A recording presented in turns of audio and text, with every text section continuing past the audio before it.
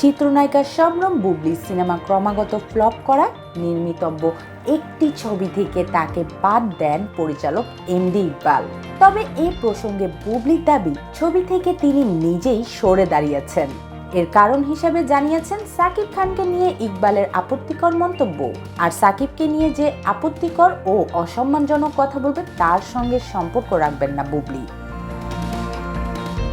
বুবলির এমন মন্তব্যকে হাস্যকর ব্যাখ্যা দিয়েছেন চিত্রনায়িকা অপু বিশ্বাস। তিনি ব্যাখ্যা দিয়ে বুঝিয়ে দিয়েছেন বুবলি যা বলেছেন তা সঠিক নয়। অপু বিশ্বাস গণমাধ্যমকে বলেন, নিজের ছবি থেকে বাদ পড়ে সাকিবকে দেয়াল হিসাবে ব্যবহার করার চেষ্টা করছেন তিনি। দুর্বল গেম প্ল্যান। অপু বিশ্বাসের ভাষ্য, ছবি থেকে বাদ না পড়লে সাকিবের প্রতি দরদ দেখানো এমন কোনো বাক্য ব্যবহার করতেন না। আসলে সবখানে সাকিব খানের নাম মুখে নিয়ে উনি ক্লান্ত হয়ে গেছেন। সেই সঙ্গে এই নায়িকা আরো বলেন, উনি সাকিব খানের সম্মান নিয়ে কথা বলেন। যখন প্রিয়তমা সিনেমার প্রচারে গিয়ে অভিনেতা আফরান নিশো সাকিব খানকে নিয়ে নেতিবাচক কথা বলল, তখন ওনার মুখে শোনা গেল সেই নিশোর প্রশংসা।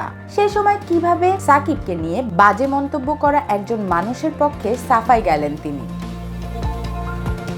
এর আগে পরিচালক এমডি ইকবাল সাকিব খানকে নিয়ে আপত্তিকর মন্তব্য করেন। এই মন্তব্যের বিপরীতে শবনম বুবলি বলেছিলেন, আমার পরিবার বলেন, সহকর্মী বলেন, স্বামী বলেন এবং সব সম্পর্কের ঊর্ধ্বে আমার সন্তানের বাবা বলেন, তাকে নিয়ে যদি কোনো ব্যক্তি অসম্মানজনক কোনো মন্তব্য করেন, আমি অবশ্যই সে ব্যক্তিকে এড়িয়ে চলব।